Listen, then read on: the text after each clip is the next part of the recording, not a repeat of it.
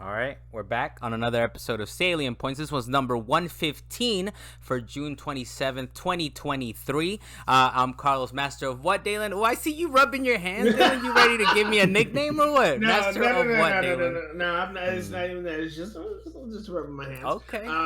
But you are the master of being a pineapple. Okay, all right, I'll take it. Apparently, that's not a good thing. Is it derogatory? We need to get to the bottom of where is it derogatory? Because in Southern California, and up in the mountains where you hail from, Dalan, I don't think it's necessarily a negative thing. It's just weird. What are we being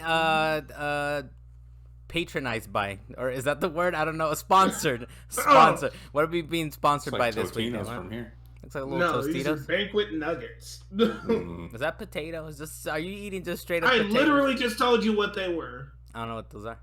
Banquet nuggets. Banquet chicken nuggets. Okay, well, you omitted the chicken. Yeah, why don't you say the chicken part? It really could have been anything.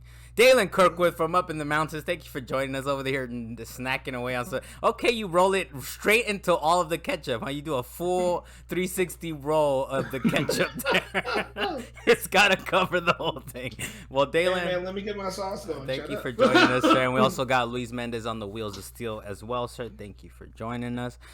Dale Blas is out. Go check his Twitter. He's giving some updates over there. We don't want to dox him too much, but he should be back with us soon. We miss you, Dale. Especially, we need a counter to Dalan's wackiness, all right? We need to team up against Dalan. 2v1 is not enough, Luis. 2v1 is not. He's too strong. He's too strong. By the way, have you guys ever heard of the evil... Real quick, my bad. I know we're recording. We're live. But have you guys heard of this evil eye thing? This girl at work is talking about how she's like, I have this evil eye. And it's like a rosary type of thing that she puts on her phone. It's like, if the hate is too real, it'll break. So she's trying to protect I've heard of the term. I didn't know they've like modernized it to a phone apparently situation. It protects you from all kinds of evils. And she's like, if the hate is too strong, it'll break. I'll have to like show her that we're talking about it too later once this goes live. But yeah, so look, we'll get right into it. We'll get into the headline. This past week, Dalan, me and you, maybe Luis, I'm not entirely sure, but me and Dalan for sure, and I think Deo have been getting down with some Final Fantasy XVI. I think it's super sweet. It's a damn good game, but there are some drawbacks, and we'll talk about it a little bit more on what you've been playing, Dalan. But the main thing here is it missing some RPG elements, Dalan? Kind of like the classic RPG. It's Final Fantasy. It's a long-standing, popular RPG, and it's kind of, do you feel like it's missing RPG elements over here? It's missing the classic turn-based type RPG elements, but it still has plenty of RPG elements. I mean, you got your armor, you got your stats, you got your changing weapons, you have different elements that you're actually using. I mean, like fire, wind, probably ice at some point. But the fact is that you have all these things. The one RPG element that it's really missing is playing as different characters, or at least for Final Fantasy. That's the only one that is really missing for me. Because you're just the same guy the whole time. Because you still get the XP at the end of every battle, right? And we've been dealing with this action-y type of Final Fantasy for a good while now. And one of my favorite games of all time is Final Fantasy VII Remake, and the fact that that's pretty much an action game, but it is a little more RPG-ish, right? Like, you are actually, when you attack, you're deciding it's an attack, defend, you're doing magic or whatever. Or this one is really basically an action game for the most part, right? Everything is on the face buttons or the modifiers, where it's R2, R1, or whatever it is. Yeah, but I think that's a fair point too. That's like, well, you're not playing with all the characters that you normally would have access to. But I'm kind of enjoying it. Do you think it detracts from it, Dalan, that it's missing these quote-unquote RPG elements, that it doesn't have them, or not as prevalent? I believe that that's the point where we're gonna start getting spoilery. So if you want to actually have things, we'll get to it and what you've been playing. But give us a little preview then, Dalan. Give us a little quick preview, just so people up top can be like, talk about no RPG elements in Final Fantasy. Well, again, it's not that there's no RPG elements. There's just a lack of switching to other characters. That's the biggest down point of this game. But it's very heavily story focused. So I'll talk about that later on. You liking the Game of Thrones? It's very M for mature. It's very oh, it's very immature. There's no question about that. So if you guys are out there wondering, like, how mature is it? It's pretty damn mature. It's mature though. Here, but I'll give you this tasteful side boob. Okay. We had that. Or it could potentially be gratuitous. We don't know. But what's not gratuitous? What's not gratuitous is, of course, Super Nintendo Direct that they did last week. They gave us some Super Mario Brothers Wonder, and also that Super Mario Brothers RPG is coming back. Or I think that one doesn't have the brothers, right? I think that's Super Mario RPG. But yeah, we'll start off with Wonder, man. Wonder. They showed us a trailer. It's gonna be 4-player co-op. It's a side scroller, of course, and the internet was having a lot of fun with the fact that Mario was straight up turning into an elephant.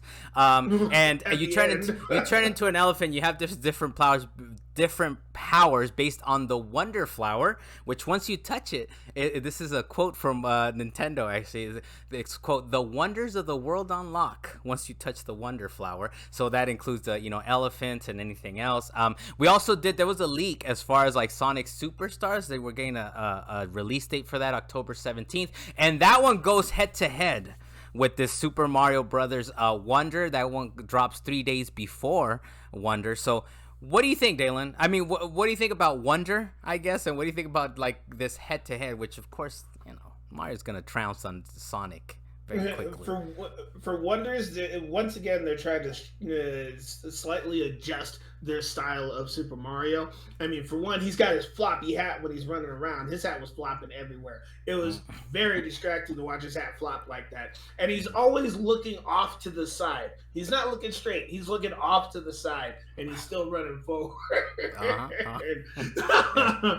But other than that, it's a 3D side-scrolling Mario game. It reminded me of what was the one that came out on 3DS that got re-released?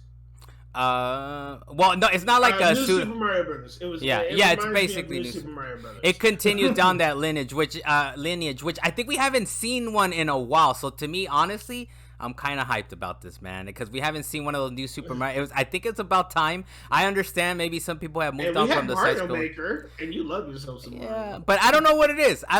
Maybe it's now that to me, I'm just kind of hyped about the fact that this is a co-op game. It's 4-player co-op, but I know it's gonna be me and my daughter just getting down with this game already, So I'm kind of hyped for that. The fact that it's like, okay, we have a game to play. We have another game to play, and it's definitely Nintendo kind of holding up that mantle, right? It's like it's co-op fun. Which, as I mentioned, Sonic Superstars is going to have 4-player co-op, but it's like, dude, that thing's going in the trash bin. Luck. It's not even getting picked up. I don't know what they're thinking. And by the way, this was a leak. This wasn't Sega officially announcing it. This was GameStop and Target saying, it's like, it's going to be around this time. But Sega better remove themselves from that blast radius that's going to be Super Mario Brothers Wonder. But are you hyped, Dalan? You didn't tell us, I guess, if you're hyped about it.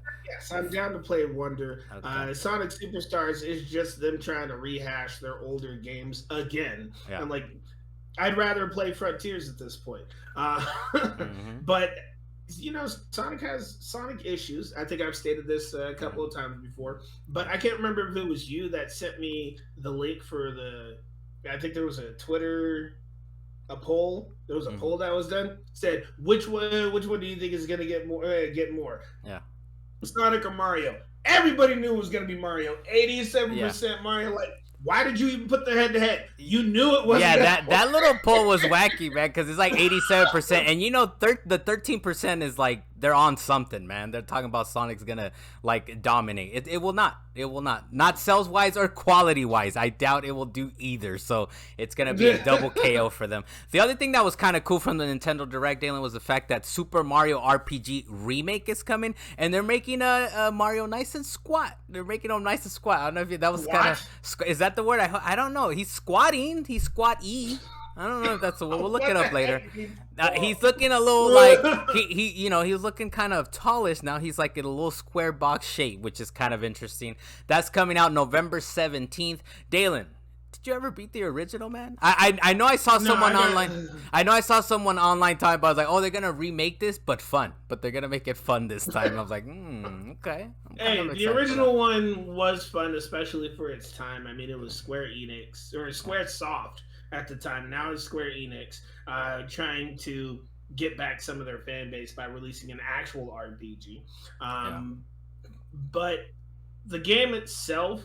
Actually, I'll say this: they moved it from their little fake 2D animation that they had back then to this fully realized 3D, which is what's making Mario change his shape. Which is why, to you, he's looking a little dwarfish there, Carl. Is that the word? Is that the word I was looking for? Okay, maybe. I doubt that it. nugget that's hanging on to dear life, or what? I know. You gotta roll it, man. You didn't roll it. I wasn't gonna eat it, but now You're not you gotta roll it. Put it in my mouth. You forgot to roll it in the ketchup over here.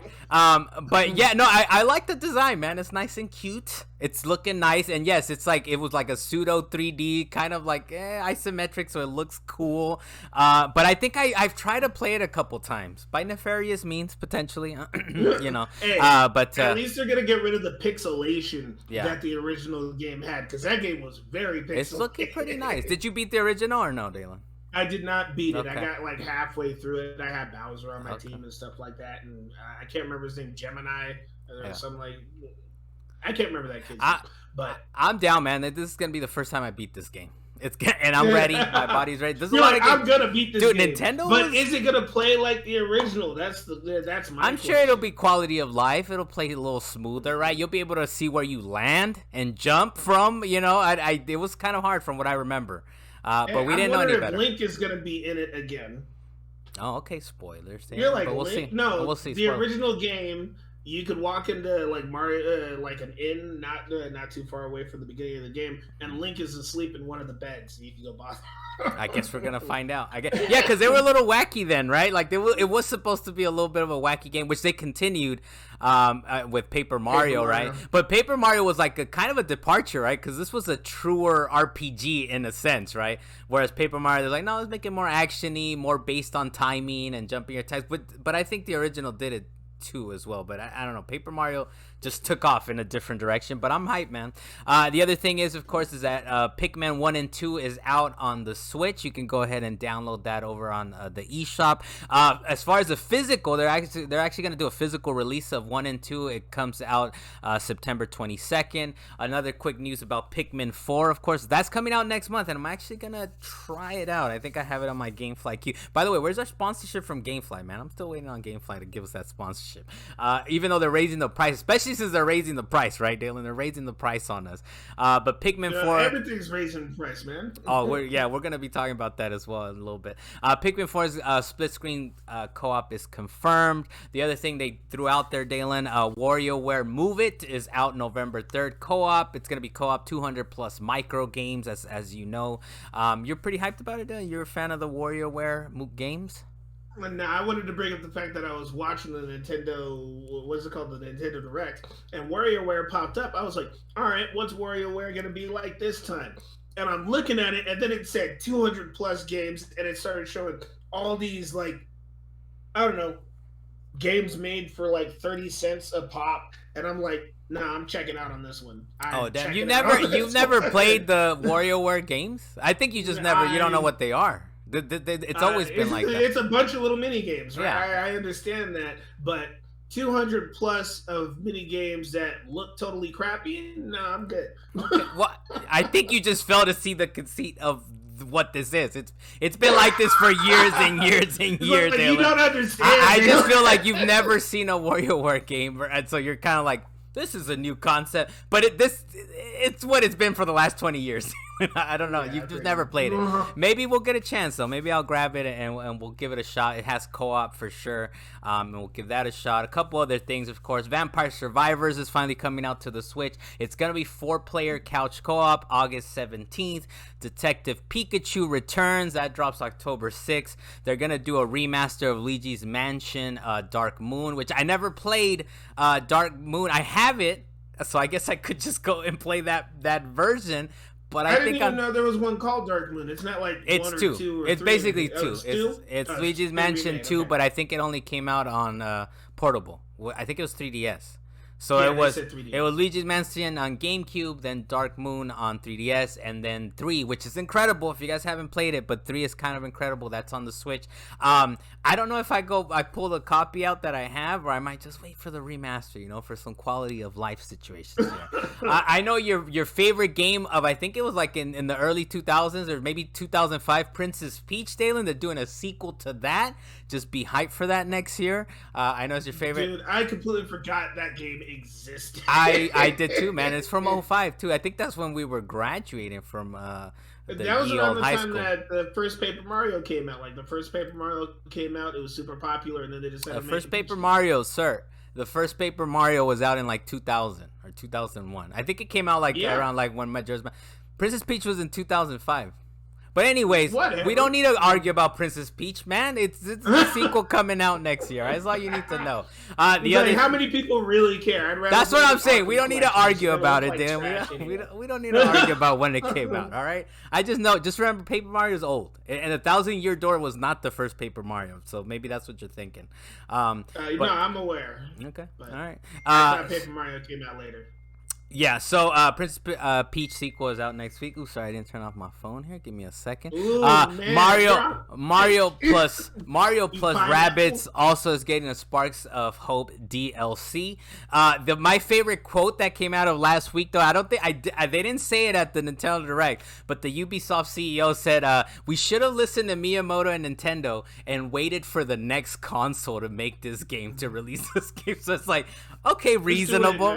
Why even say that? Though, like, to be, it's like, why even say that? A couple days later, they announced the DLC. We'll get into the quick takes, and we'll kind of bring in Luis into the conversation. But apparently, and I know we chatted about this in our own little chat that we have, Luis, but Microsoft, as far as the battle that they're having in San Francisco right now, it continues today. Tuesday. It continues today in San Francisco. They're battling to kind of get this Activision Blizzard sale to go through.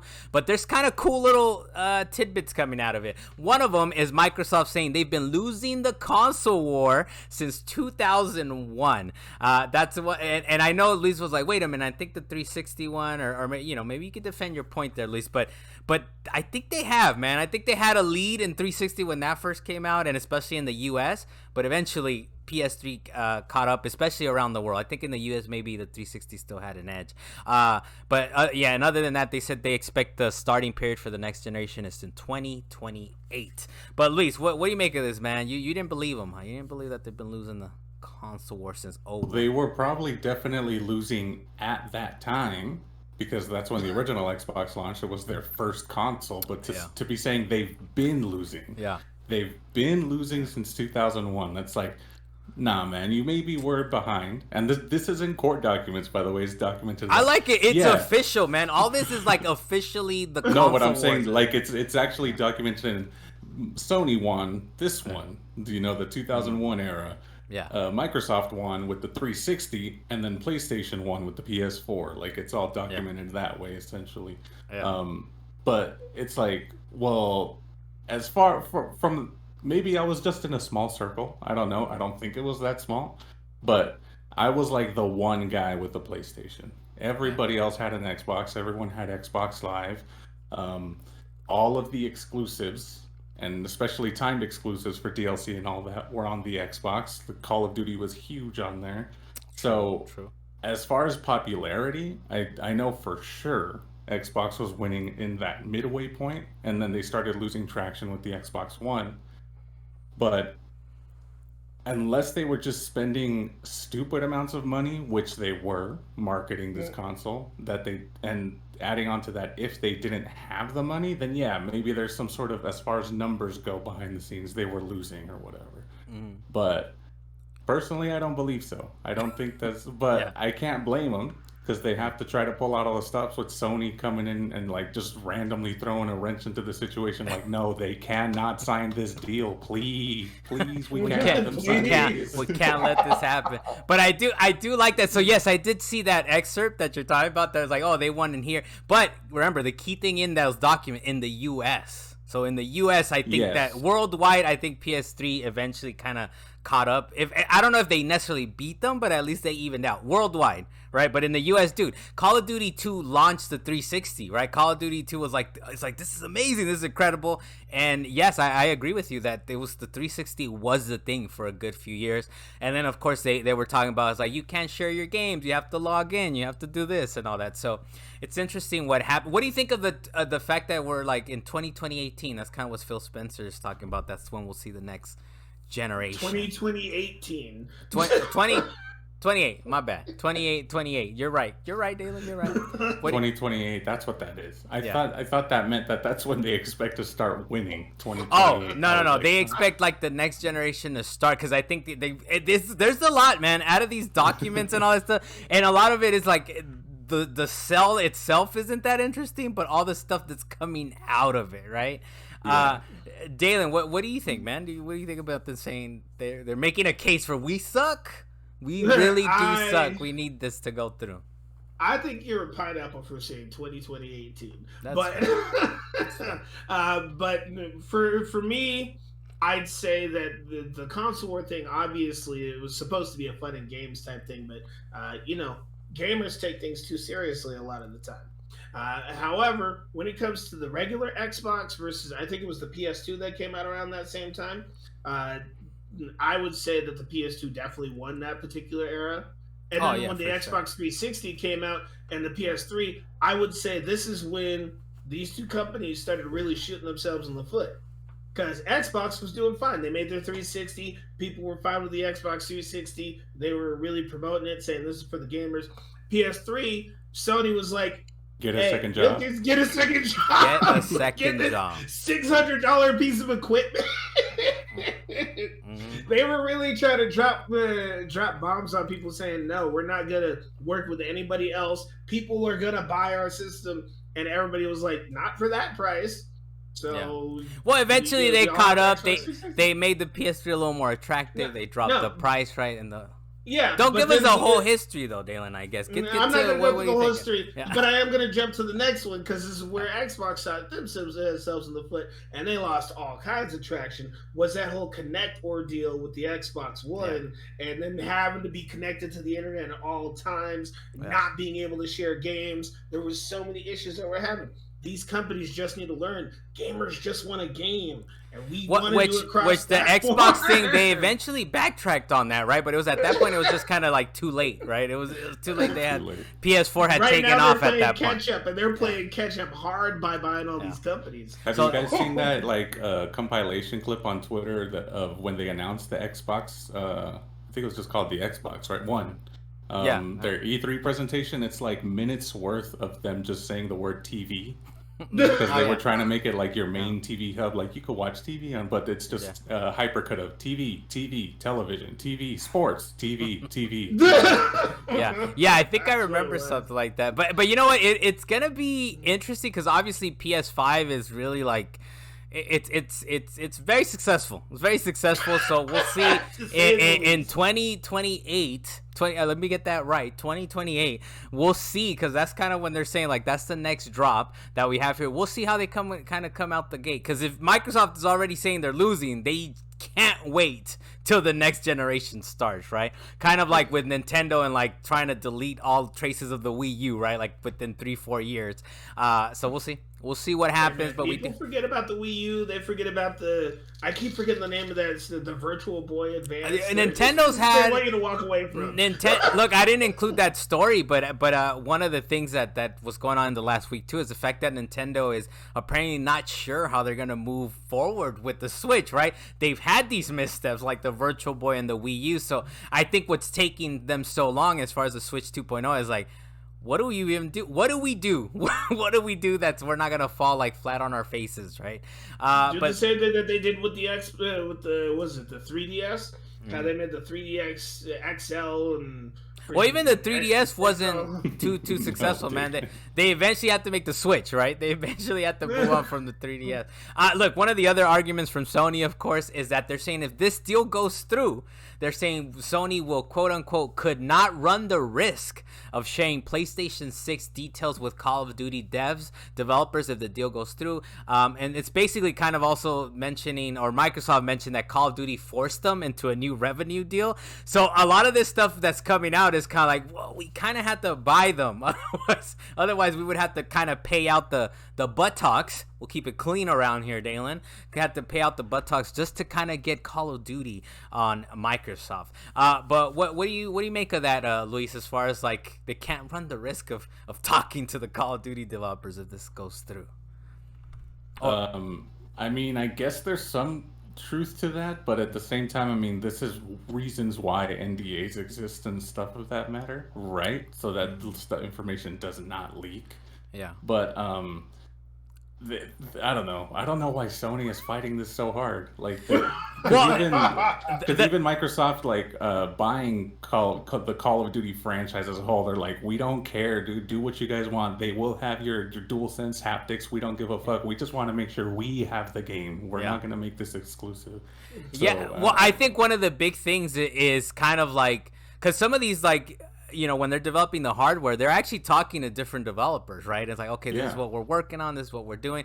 But if Call of Duty is under Microsoft's umbrella before the PS6 comes out, before the next Xbox comes out, I think their fear is probably like, oh, Microsoft's going to steal our ideas. But it's like, we basically have some identical consoles right now, though, right? The Series X and the PS5, for all intents and purposes, besides the controller, is basically the same hardware. Yeah, I was gonna say something similar to that, too. We got like, SSDs in there, and the hardware, the GPUs, and all that stuff is pretty similar, right? It's no coincidence that they're very similar, right? Yeah. Like, and they launch around the same time. They have similar hardware. So, yeah. Dalan, what do you think, man? What do you make of this wackiness? Hearing a story like this, sometimes I think it's crazy to actually know that, or at least the way that they fight over this particular game. It seems like Call of Duty could make or break a system just outright. It's kind of what they're saying. Your system doesn't have Call of Duty. Yeah, it's like your system don't have Call of Duty. Your system's gonna die. That is not the case. Yeah. But that's how they feel. Like, we're gonna lose billions of dollars. Make it up with something else. I don't care. Well, just pull them billion out of the air. No, I'm just because saying. You don't play Call of Duty doesn't mean it's not. I know it's a massive revenue stream. Yeah. But if they lose it, it's just one of those things. Like, all right, move on. Put your energy somewhere else. And they can't come up with an alternative. They can't come up with an alternative. It's kind of like, I think Dale said it on Wax before, but to him, he's a little upset about like Sony, how he's like, just make some. What is up with this Sony that they're just complaining and crying? Yeah. Make something else. Of course, it's not that easy. It is definitely not that easy. But the thing is, what's funny is that Microsoft and Phil Spencer have basically, we will put it on your system. We will even put it on something equivalent to the Game Pass on your system. Like, and Sony's like, nah, we don't. We don't like that. We don't believe you. We don't believe. You're gonna get that one guy. Yeah. No, you're gonna get that one guy who says, "You know what? Screw Sony. Let's break the contract." Like what? There you go. I think they gotta play nice. I mean, Microsoft. It's like, I don't see them as far as Call of Duty. We're seeing it with Starfield, and we're seeing it with other games that are kind of single-player games, and we're gonna talk about that as well. That they're not too sure what's gonna go exclusive or not. But as far as multiplayer, why wouldn't you want the biggest multiplayer base possible, right? In other Xbox news, of course, is that Xbox Perfect Dark is in its earliest stages still. Could drop in 2 to 3 years from now, and it could be episodic. Dalan, is this something you've been holding out for some Perfect Dark gaming action in your life? Actually, I have a small amount of hate for Perfect Dark, but interesting. Do you need the evil eye, Dalan? No, my problem is that everybody likes to say Perfect Dark is GoldenEye but better. And I feel like as soon as Perfect Dark came out, I was like, this is a straight up ripoff of GoldenEye. It was the exact same levels. They just took out all the secret spaces. Wait, were you the one that had the revelation that it was the same developer? Or was that Luis? What? I think that was somebody else. I knew it was the same. Someone on this podcast, not I, because I was the one that made the correction to someone. Was like, Rare made both of these games, right? Like, so they were like, all these levels, they look so similar. They have the same vibe. It was like, it's the same developer. But it's not just the same developer. They took their levels that they built and just put new skins on it. Because they had it. It's the same developer. I mean, it's the same developer, dude. I think I'll correct. We got to go back on Wax at some point. And like, who did I correct on that? And like, oh shit, I did not know that. I did not. But yes, Perfect Dark was definitely a better game. It just was. I'm sorry. You needed the RAM pack and all that, but it was a better game. I know that Perfect Dark was still made in a singular game, so why you got to break it up into 3 episodes? I don't even think that's I think it's troubled, man. I think that's really the honest truth. This game they needed the money to fund their development, so they'll release it in episodes. That's what I think. Man, it's not a 3-disc game like Final Fantasy VII. No, it's this game is overdue. It's overdue, and they're like, okay, how do we release in 2-3 years? Because games take a decade now to release, to make. They're building the plane while it's flying, and they need to immediately do it. They're putting it together. Beat the first disc and watch it say "to be continued" at the bottom. No, see, I think you might, I don't think it's disc. Yeah, and I think you might be assuming like it's a huge game. It's not a huge game, man. It's a 10-hour game, but here you go. Here's 2 hours. Here's 3 hours. Here's 2. But we'll see. I'm hyped for it. I'd like to see. I don't like Call of Duty being the only game in town, right? I like it though. I play it every year. I like the campaign, but I would like to see another game that has kind of the history of Perfect Dark, and maybe a good one this time, because that 360 one was rough. Perfect Dark Zero was not great. Go try it if you want to find out for yourself. I do remember, really quick, I just want to say, I do remember Batman being episodic at some point, and it actually made a fair amount of money.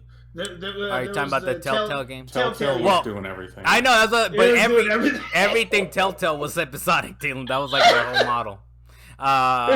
Yes. The next thing on here, Elder Scrolls 6 is apparently 5+ years away. Phil Spencer said that's it's kind of related to what he was saying, that like the next consoles, we won't see it till the next console, next generation consoles. And Elder Scrolls 6 5+ years away. Dylan, are you hyped about that?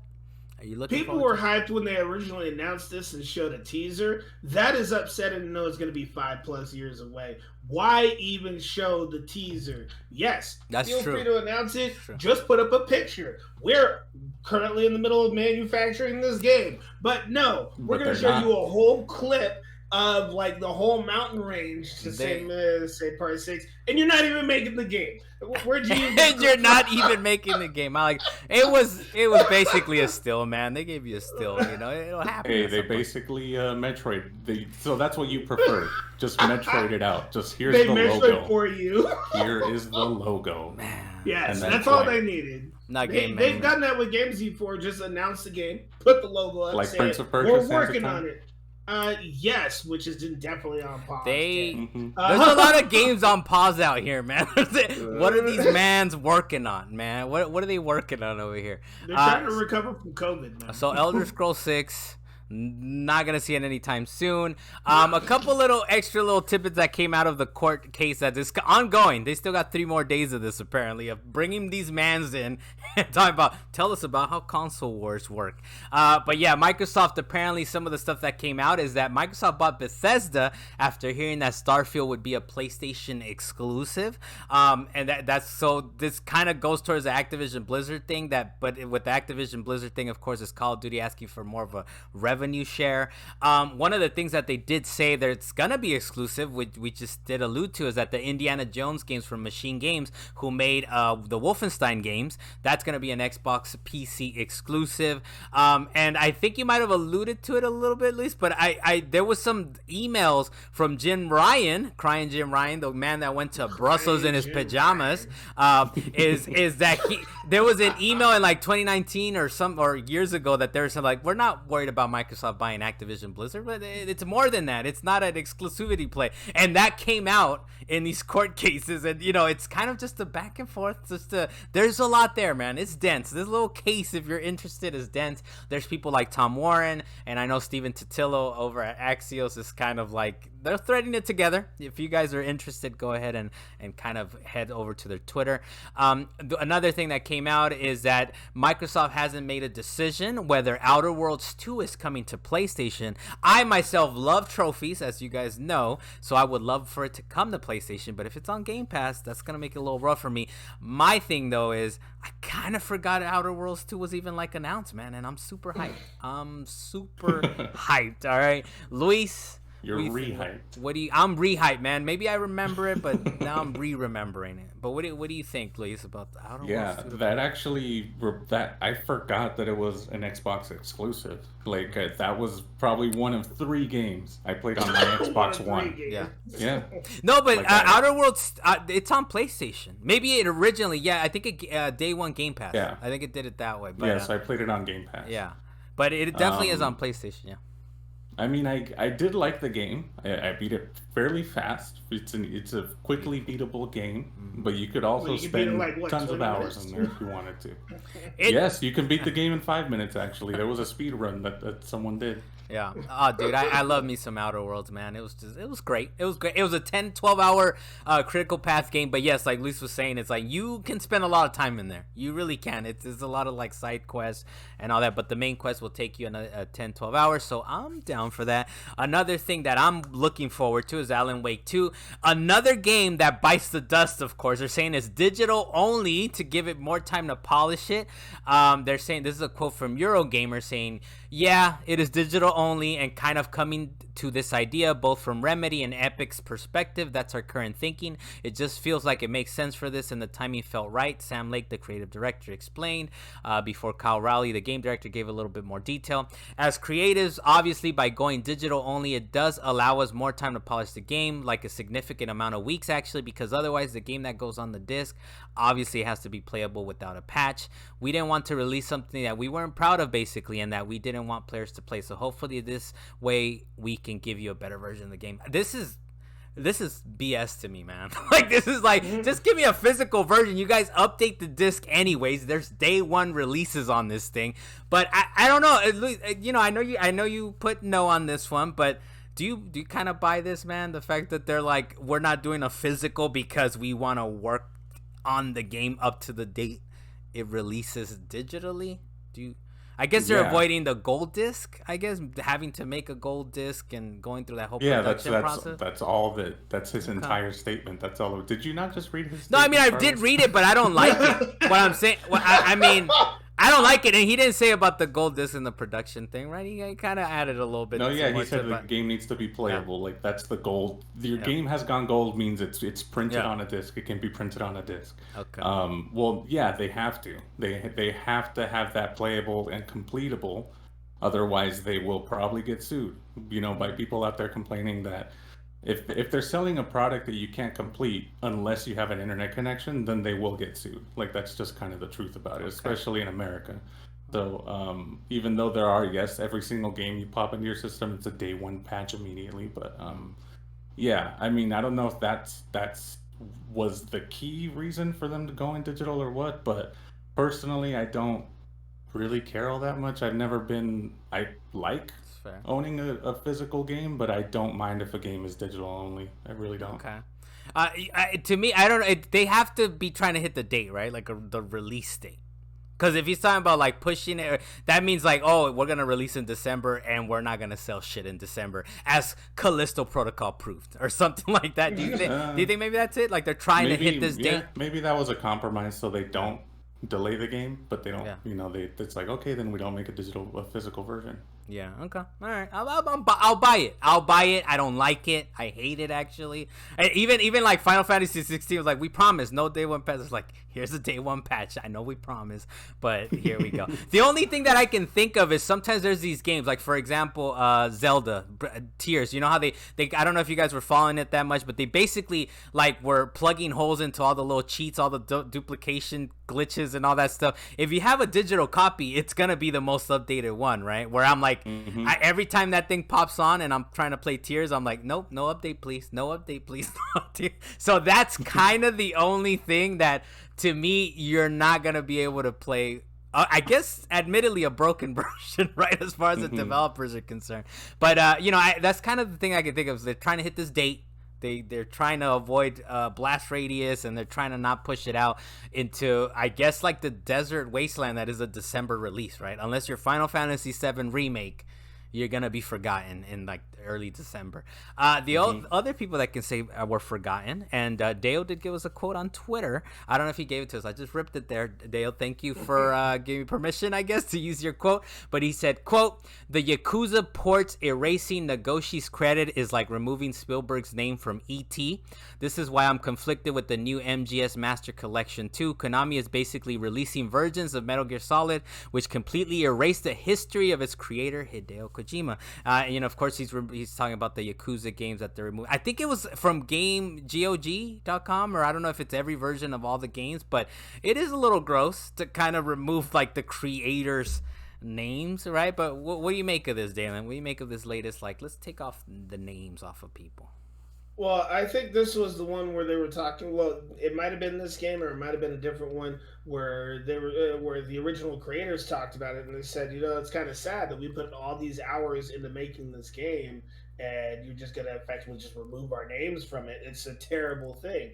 Actually, I think it was probably a 64 game that got re-released or something like that, or even Doom. But the fact is that when this happens, it's a terrible thing. You can't even give a special thanks to the original creators or nothing. You're just going to outright wipe their name from existence. And then he brought up Metal Gear Solid, which is a heartfelt thing for me, because even in Metal Gear Solid 1, I know you remember, there was the whole thing about fighting Psycho Mantis, which was a very special fight in a lot of people's hearts. And if you're just going to remove Hideo's name from the game, then you're going to remove it from that little corner when the screen goes black while you're fighting them. So even in Yakuza, the fact that you're removing somebody's name, it's an arrow to the knee. Well, it's an arrow to the knee. To be clear, the MGS statement that Dale made isn't that they're removing his name, is that they're essentially removing the game, right? They're remaking the game like they did with Last of Us Part 1. Yeah, they're remaking the game fully based on the fact that the game was already made.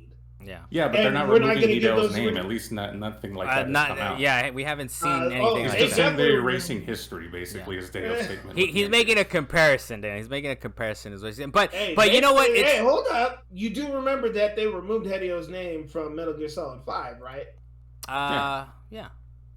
And Castlevania, for that matter. What was he involved with? Castlevania goes hard, though. I do care about Castlevania, but I don't know if they did that, and I don't know if it was Hideo Kojima who necessarily worked on Castlevania. It was Konami Productions. All of a sudden, here we go. But look, to me, I think it's hard enough sometimes. Don't correct me if I'm wrong here, at least. But it's hard enough for like creators to even have their name, where it's like, oh, if we fired you from the project, or if you left the project, it's hard enough for the people that actually spent the blood, sweat, and tears in these games to like even get the credit the first go around, and now to kind of actively remove credits is like, dude, that's beyond the pale. That's beyond the pale. But what do you make of all this stuff here, Luis?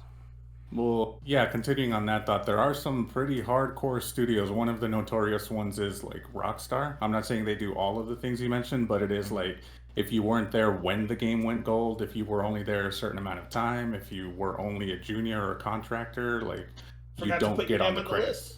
I forgot to put your name on the list. No, it's not even that. It's like deliberately just like you're not going in the credits. Like that's when you sign your contract and everything. Like it's kind of part of it. It's not gonna happen. Anything else on that, Luis? Or? But yeah, it's like ports are tricky because MGS is being remade. I don't know if they're reusing any assets at all, but with situations like with The Last of Us Part 1, we know that game was made from the ground up, completely redone. So that one is different in this case. With the port, it's like you have the base game and then you're just making it run on another system, right? Another interface, OS, whatever. Yeah. So removing someone's name from that one feels kind of icky. That's really messed up. Because I mean, I'm not saying it doesn't take work to make it work on the port, but it's like you have the base game. It's not just compiled to PS5. It takes some work, I guess. Yeah, maybe another button or two. A couple more buttons, Yeah, it's like you wouldn't have been able to port it without the original, right? Whereas there's a different case. I guess it's kind of getting in the nuances of it, but like as long as you had the story of a game, like let's say MGS or The Last of Us Part 1, you could, if you were remaking the game, you could still do that. Yeah. Whereas with the Yakuza, it's like it's completely impossible unless you have it. So yeah, that just feels wrong. It's a little, I think I agree with what you're saying. It's a little icky. It's a little gross. It's like we were like, I was mentioning is that like it's hard enough to even get on it in the first place. So the fact that you got on it in the first place, like, you know what? We don't like this. We're gonna take you out of it until you worked hard on this here project. Next thing we have on here is that the MetaQuest. There's gonna be a MetaQuest VR subscription. They announced the pricing for it. It's $7.99 a month. $59.99 for the year, and I believe it's gonna be kind of like PlayStation Plus, where you get like 2 free games. I looked at the 2 free games. Pistol Whip VR is pretty nice, but I already have it. It's one of the very few VR games to own, so it's kind of like you are gonna have to work a little harder to convince me. I think it's tough, man. I will not be subscribing to this, at least not in the foreseeable future. But Dalan, you have some interest in this? You think you'll hit up a VR subscription? It's not that I have interest in it. It's more like I feel like they're going the route of what was it, the Nintendo Pass or whatever the hell it's called, for their yearly thing. We didn't touch it for the longest time because we were like, is it worth it? And I'm still thinking like MetaQuest VR. Is the VR worth it? Like, not let alone the subscription. Is the headset worth it when you have other better options? Yeah. A subscription doesn't push you over then, Dalan, to get a VR. No, as a matter of fact, it pushes me further away. Like, I don't want this. I don't want this in my life. Okay, Dalan. The other thing, of course, is that Game Pass price is going up. Ultimate Xbox Game Pass Ultimate is going to go up by $2, and the regular Xbox Game Pass is going up by $1 whole. Also, GameFly is going up, as I mentioned before, Dalan. So there's prices going up everywhere. Luis, what do you make of this, man? The fact that the Game Pass is kind of, it's not too much, so $2, $1, but it's still going up, man. It's not, I mean, personally for me, it doesn't matter all that much, especially when you count inflation. I mean, that's obviously the reason it's going up, and maybe they might be stretching the truth a little bit, like, let's see if we could squeeze out another $1 or $2 out of these people. But let's get it. But yeah, I don't really catch shit. This morning, I think it was this morning or yesterday, I got, because everything goes through my Apple Card, so I get notification of you paid for Xbox Game Pass Ultimate. I was like, oh, that's right. I haven't played a single game on Game Pass for like 4 months, and I'm still paying for it. So mine's expired the other day, and I know Dalan was like, "Oh, get it before it goes up $1." So I'm like, whatever, man. They convinced me to. Just because you had a game that you were playing at the. I dabbled in like 3 or 4 games before. Maybe I mentioned them a little bit in what you've been playing, but I dabbled in like 3, 4 games. Like, all right, cool. Whenever they convince me to re-up on this, or the key is these games are leaving, and one of those I'm interested in, like. Fuck. All right, I gotta re-up, but $1 or $2, I understand. It's like I don't know if I put it on wax before, but it's like my internet company every month or every other month it goes up by like 52 cents. I'm like, motherfucker, I see this. I see that it's going up, and it's gone up significantly at this point, right? Where every month it goes up 50 points or 50 cents or whatever. Dan, what do you make of this, sir? I mean, it's not that big of a hike to me. $1 or $2, that's honestly not bad. I mean, people had an aneurysm when they found out the PlayStation subscription was going up $10.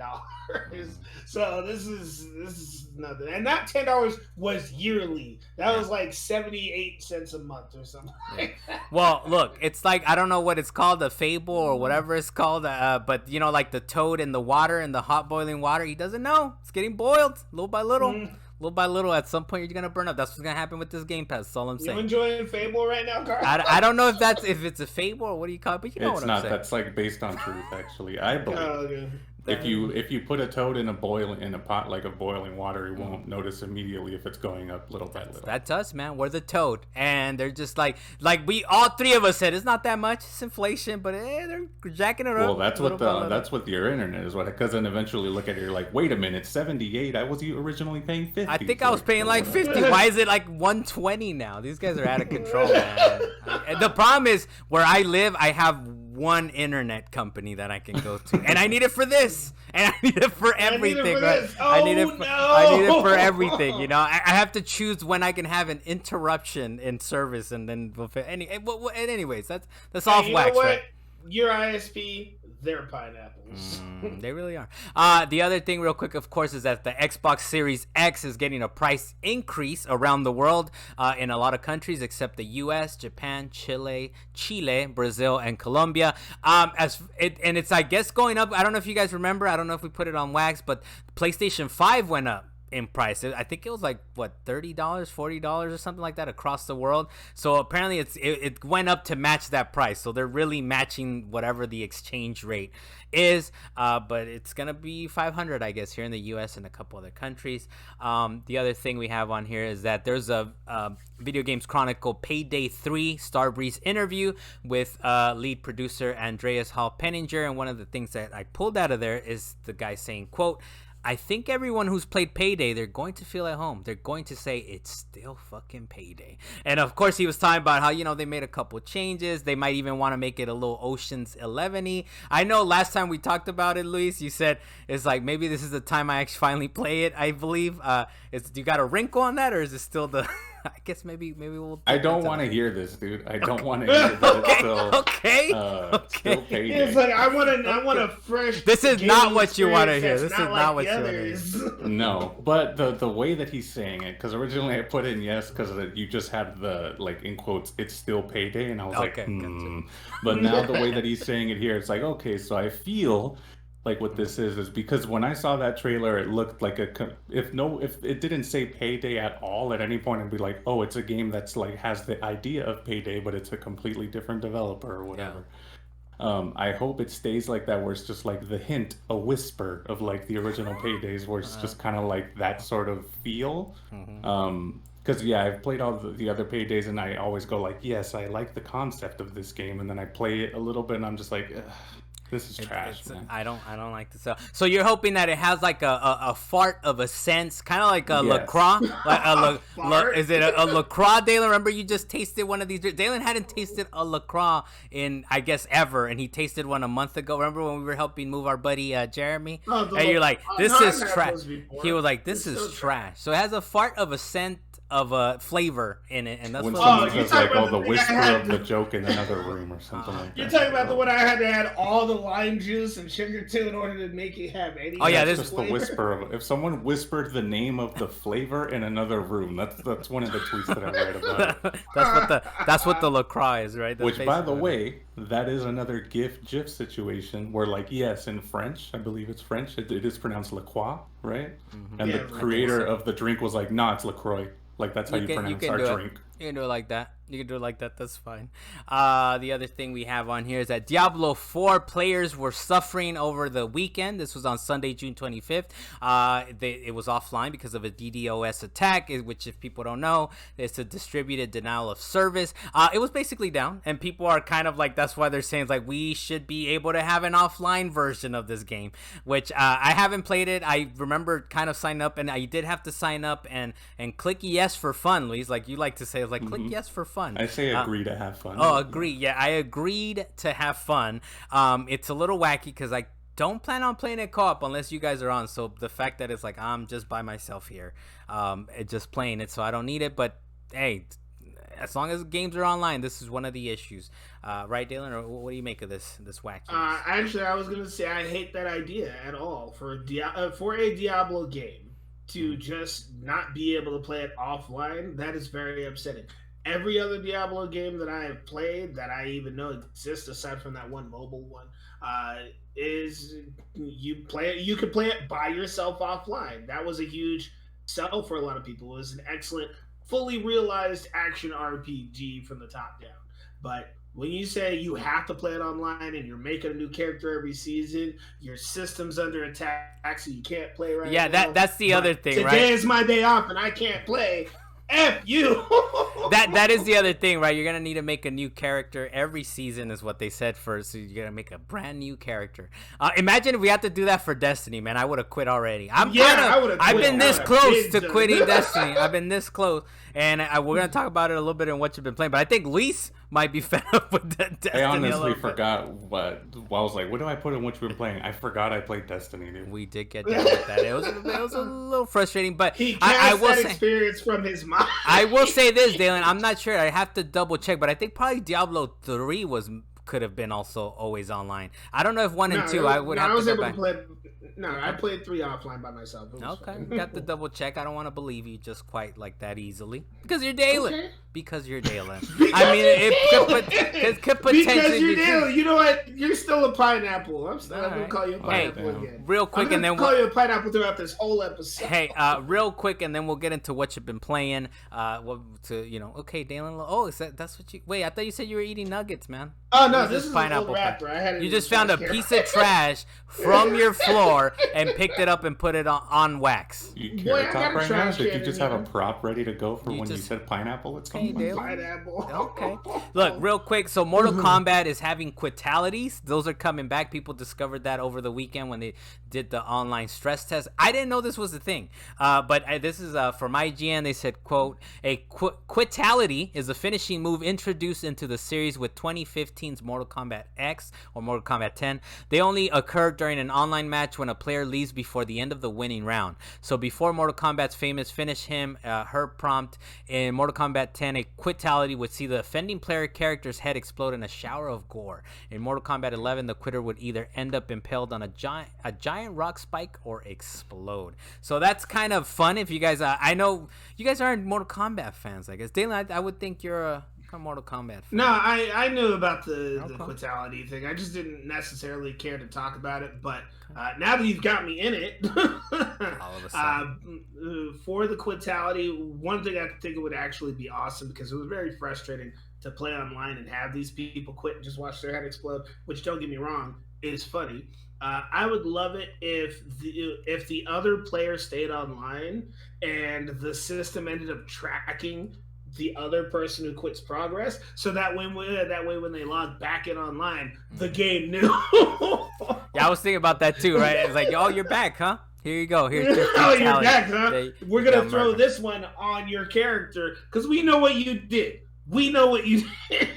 We know what you did indeed. And then we're going to talk about what we did in the past week and what you've been playing. We can start off, I think, with Final Fantasy XVI since we've kind of teased it enough, right, Dalan? But we definitely both got into it. I think I am about maybe like 6-7 hours in or something like that. I've gotten a good time in, and I'm having fun. I'm having fun with it. I understand that all the RPG, like we talked about earlier, all the RPG elements aren't completely there, but it is a little easy though. I feel like it's kind of been pretty easy for the most part. How have you been feeling about the game, Dalan? One thing that made it easy, especially if you played the demo, you have the item that allows the little symbol to come up to let you know you're about to be hit and gives you extra time to dodge. Are you using that, Carlos? Oh, of course, man. No, take it off. Easy factory immediately disappears. Oh, okay. Because I got far enough into the game that I have accessories that I wanted to replace it with. So now that I'm not using them, like, this completely changes the way the game plays. Okay. No longer easy. It's still very story focused. Like I said before, you're still focused on the one character in the game, and they're giving you other abilities for that particular character. I was thinking that maybe they're going to do the same thing that they did with Final Fantasy 13. I said 12 earlier, but Final Fantasy 13, where it's very linear for all of Final Fantasy 13 until you get halfway through the game. Suddenly it's open world and you have a bunch of different branches that you can actually upgrade your character with. I'm thinking that might actually end up happening with Final Fantasy 16. Is you're going to get deep into the game. I think and then suddenly you're going to be able to play with them. Look, I know you're on. You use the internet, then you're not on the internet. I feel if that was the case, people would have spoiled that already, man. Like they're already like, oh, the third end is like this, it kind of falls apart this way or whatever. So I think we would have heard about it. I think it's gonna stay linear. It's gonna enjoy your fantastical elements. The thing that is the game's not super linear. There's still some really, really big maps in this game. Yeah, but for the most part, you kind of you know who I am, Dalan. Critical Path. So I'm just going. They're like, here's a side mission. Nah, I'm good. I'm good. Let me just keep going down the path. But I think we would have heard about it. But as far as the RPG elements, you still got the item that you kind of use, and you do. I've had to make use of them actually on a couple of the boss battles because it's like, ooh, I'm about to die. It gets exciting when a game is about to kill you, but not quite. Right? But it's still very Final Fantasy. Obviously, they went for a Game of Thrones like vibe, complete like, oh, this is straight up ripped out of the. It's ripped out of the Game of Thrones.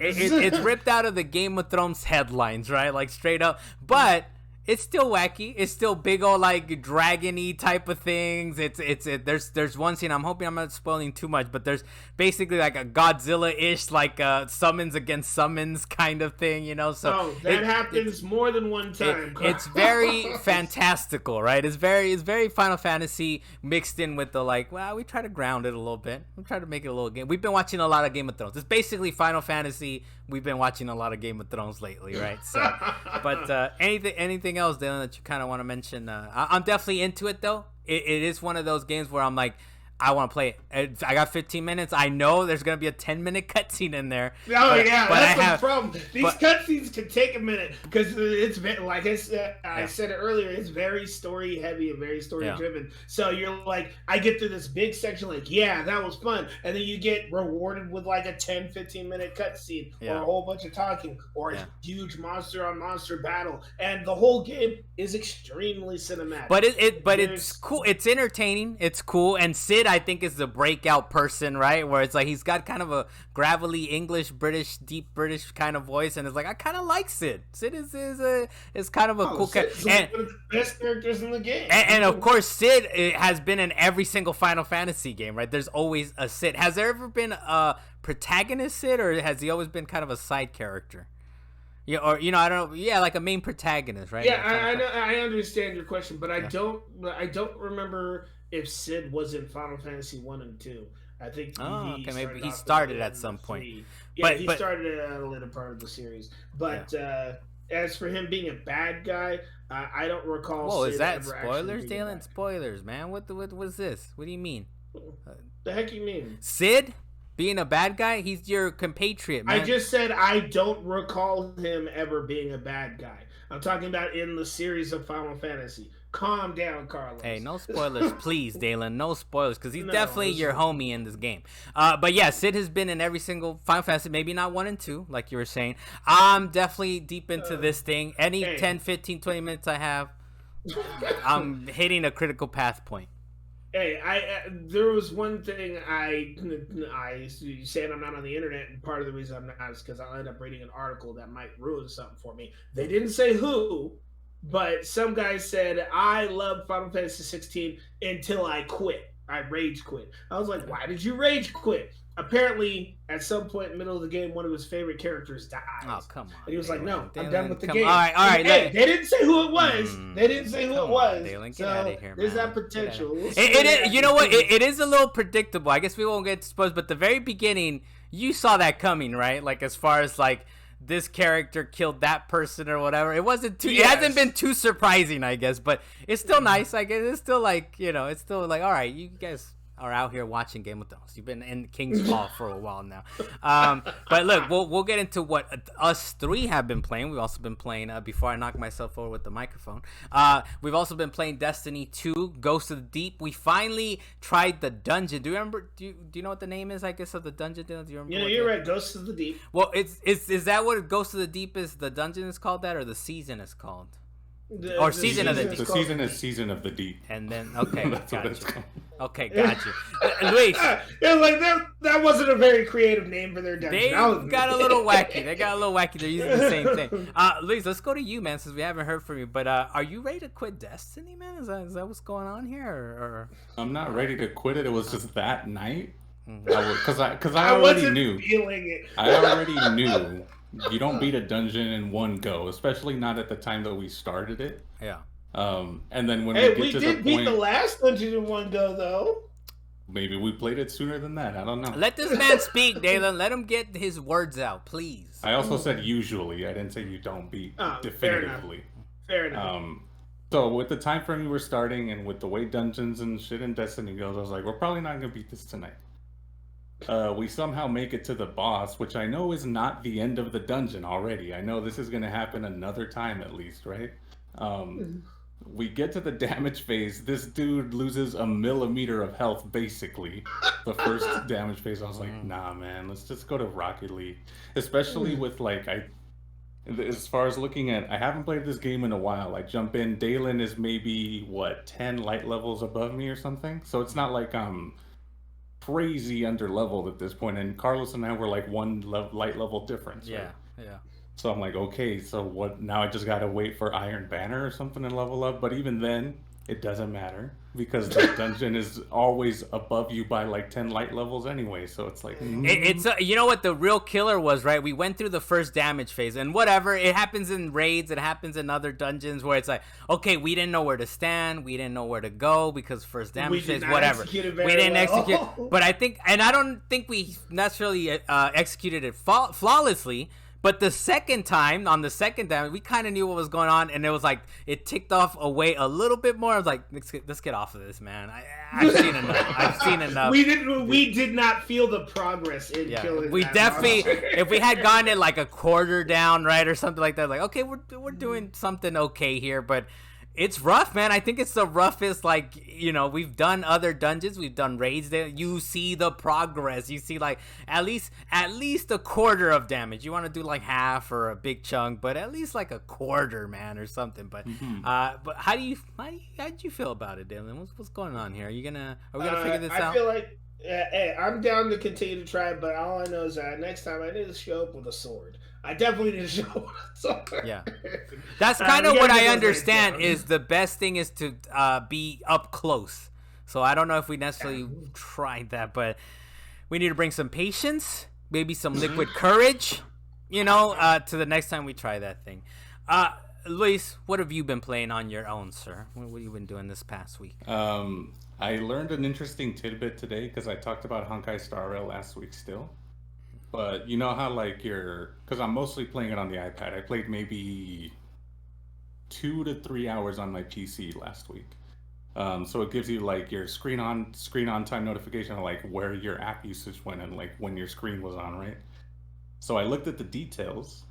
I played Honkai Star Rail on my iPad, not even counting iPhone, right? Because I did play it on my iPhone too, for 27 hours and 9 minutes last week on my Dang, it got you. It's pretty Nice. nice. That's a part-time job, Luis. That's a part-time job. Closest second is Netflix at 8 hours. Plus second is Netflix. You're on it like me and Dalan on our Final Fantasy, man. Like it's like I gotta get back to it. There's some mission to. Do you know how much progress you've made in the game so far? Do you have an indication of how? I think I'm pretty close to finishing the content they have currently as far as like story goes. I did beat the first planet, like that first complete story. From my understanding, the next planet you go to is like somewhere at the halfway point, and they kind of leave the story unfinished, or maybe not Or halfway for the next point, but it's season or unfinished. whatever. It's waiting for the Okay. Gotcha. But no, They I kind of leave it reached open. yeah, it's like it's not done yet, like. But I'm kind of just in the grinding situation right now, like leveling up characters and there's a lot, man. There's a lot in this game. It's like because each character has a trace you could attach to it. Then you attach relics to them. Each one can have up to 5, which is like a ring and a helmet and whatever the fuck. And then they all have the Eidolons. That's another thing you can level up. But then so it's basically you have to not only do you level up your character max, but then you have to level up everything that's added to your character. So that's like everything grinds up. That's deep, man. That's deep. Yeah. What got you into this, by the way? Well, I just had the one Okay, question. go ahead. Did you ever see a co-op option for this game at all? No, nothing. No, still no co-op. It They does show really your want that king co-op. on the top right for some reason, though. I don't know why. Okay. What got you into it, Luis? What was it? Advertisement? Was it you love Genshin Impact? What? Because it's kind of spiritual successor, kind of, or no? It's the same type of game, but it's a completely different game. Okay, like gotcha. it's as far as the other sort of gacha styles from Hoyoverse are. But no, I think it's just kind of the circle that I'm in with, as far as like my social influence, what's going into my eyeballs, like through Twitter gotcha. and Twitch. Gotcha. Like that sort of sphere of people on Twitter and Twitch streamers that I watch are kind of in that realm. So I was like, it looks interesting enough. I'll try it out. It's free, and then it kind of just hooked me immediately. Damn, dude, 27 hours. You can play this on your iPhone, right? Yes. And it's a decent experience on there, I suppose. It's decent, but yeah, the iPad, because I played it on the iPad first, so maybe I just got used to like the real estate. I don't know. Okay. Because on the phone, obviously they have to shrink everything down. I'm like, oh, that button's looking really tiny. Like, I prefer to gotta kind of get the tip of my finger in there. What else you been getting down with, Luis? And then still going with Red Dead 2. So I collected every single cigarette card. I don't know if you remember that there's cigarette cards in the game. Okay, kind of. But yeah, so cigarettes are one of the things that you can buy at a store, or there's cigarette cards around the world, and each one has a different unique card, and there's like maybe like 8 sets of 12 cards. So there's a bunch of cards in this game.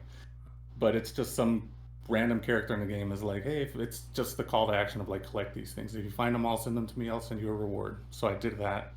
Got a trophy for spending $5,000 in the game. $5,000 of 18 something monies or what? Turn of the century, 1900 monies. Okay, that's a lot. It's a grip. And then I went through. I got every legendary animal that I at least can get up to this point in the story. Okay. And now I'm gonna work through the fish, dude. I'm gonna go through the legendary fish. I'm just taking this stuff. You're in there, man. You're deep in the Red Dead Redemption world, man. What I will say, after I got every card and after I got the legendary animals, I'm like, wait a minute. Like some things in the camp were kind of changing back to how they should be. And I'm like, wait, the world is healing. Like it's actually kind of going. The world is healing from me being too advanced in it. Okay, I got you. I'm glad you're having fun with that. Anything else on that, Lisa? Nah, just like that. Taking it slow, liking it. I like the updates, man. I like the little Red Dead Redemption updates. I don't know if I'll ever go back, man. That game took me a long time to main quest it. So I'm like... Ooh. Even when you know where these things are, what you should do, it takes a minute, dude. You've been able to overcome like the cougars and stuff that randomly will just attack you and murder them, or you haven't gone after those, I guess. Yeah, I have, because I needed to get like 4 perfect cougar pelts, and then I needed to get the one that's harder is the panther. Okay. Because if you thought a cougar was rough and you don't hear it until it's about to attack you, a panther is like 50 times worse. Like if you hear or see it, you're dead if you don't react immediately. Okay. So. There's a slowdown though, right? There's a slowdown mechanic, but even then, or no? Even then, yeah. Okay, it's pretty rough. Isn't it called the Jedi mechanic or something like that? Jedi? Yeah. Yeah. Okay. There you go. There you go. As far as what I've been playing, I've dug back more into the Legend of Zelda Tears of the Kingdom. I'm making slow progress because it's really just I play it at work. It's just my game. I'll play it at work and get stuck for a little while. Die a bunch of times because I guess this is the new Zeldas. This is what our life is now because I don't want to go back to the classic ones. But I did get the new Ascend move. That thing's kind of cool, man, where it's like basically if you guys don't know what the Ascend move is, you're under whatever platform or whatever thing and you just scoot right through it. It's kind of like, I guess you haven't seen the Flash. You know about the Flash going through walls and stuff, right? Dylan, you're aware of this? Like he can kind of is able to do all that. But now it's Link. Wish I could throw something at you right now. Hey, I don't know, man. Whatever. But I'm just trying to give you a comparison point. But yeah, that's fine. It's called phasing. Okay, there you go. Whatever, man. He's going through shit. All right. But anyways, it's called Ascend in The Legend of Zelda Tears of the Kingdom. And he just kind of goes through shit. I'm like, this is pretty cool. So that's kind of the latest move I've had on that. Other than that, I did, like I was saying, I did tinker with a bunch of games before my Game Pass expired. So that means I played Wulong. That was kind of cool. The one that Hi-Fi Rush is the one that's like, oh, damn, I wish I had more time. Music. I wish I had more time, but I'm gonna wait. Yeah, little I high tried fees, to tell you, little man. high You fees should have played it action. when I told you about Hey, it. well, look now. The main quest thing to me was Plague Tale because it was basically like on the last 2 chapters. Like I gotta be done with this game, right? So I did get through Plague Tale Requiem, and that was okay. It just like the first game, man. The first game, if you guys don't remember, I think it's been old enough, right, for us to kind of spoil. Yeah. There's a tornado of rats at the very end of the first one. The second one, isn't necessarily as wacky, but it still kind of throws you for a loop, man. Have you guys beaten it, by the way? Have you guys both beaten it or not? Maybe it feels like halfway through. Okay, I've been looking at my computer and like seeing Plague Tale, and I've been this close to clicking it a few times. Okay. So I will go back to it. So I'm not gonna spoil it, but there is, like the first one, how they didn't know exactly how it ended. It's like, we'll do this. I'm like, okay, well, let's do this. So I don't want to spoil it, but whenever you guys get around to it, we could talk a little bit about it some more. So Plague Tale Requiem, I beat it, and that's kind of what I was like. I had my deadline of I only have a couple more days of Game Pass. But definitely when I re-up, Dalan, I'm going back into Hi-Fi Rush. Also, what's the other game from the Rick and Morty guys? The High Off Life. That game's pretty cool, but it starts off kind of trippy. It's definitely some end for mature stuff in that game as well. I mean, when you re-up, you're probably going straight into Starfield. So. That's true. Maybe that's when I re-up. No, Yes. look, it's either Starfield that I re-up on, or one of these games that I played is gonna leave Game Pass. Hi-Fi Rush is bugging you too much. Yeah. Well, or it's bugging me too much. That's fine. But Hi-Fi Rush is it's Tango Gameworks. That could potentially leave at some point. So maybe it's that or Starfield, but I'm ready to go. I did also try Redfall. That game's not great, man. The internet told us. It warned us. It definitely warned us about it, but I'm like, you get the sense of, Arcane as far as like their shooting mechanics and all. I was like, okay, I kind of get the sense. It's empty. You did play solo though, right? Yes, it was solo, yeah, and it was rough, but maybe that's when I re-up. If you guys ever dare to explore Redfall, I was like, all right, I'll re-up on my Game Pass. But yeah, Redfall is pretty rough. It's a very rough game. Hey man, Final Fantasy 16 might consume my life. If I'm not playing Rocket League or Destiny with you, I'm probably gonna be on Final. That's honestly, yes, for the near future, that's definitely my thing as well. Final Fantasy 16 until I basically beat it. I'm gonna get this podcast up, get it ready to go, and it's like Final Fantasy 16, unless we get a little Rocket League tourney. Dalan, let's end it with you, man. What have you been playing, sir, just by your lonesomes here? Final Fantasy 16, very exciting. That was the main thing for me, was Final Fantasy 16. But the other thing was actually, I didn't even put it up here. I've been playing Street Fighter 6. Ooh, we have been playing Street Fighter. Did we talk about that? We didn't talk about it last week, I think. Because, well, last week we talked about us fighting, but I hadn't played the World Tour mode by that point, and now I've played World Tour mode, and I got pretty deep into it. I think I got my character to like level 25, and I started doing like the first little... Well, levels go up pretty fast. You kind of level kind of quickly, yeah, in the World Tour. It's not too crazy.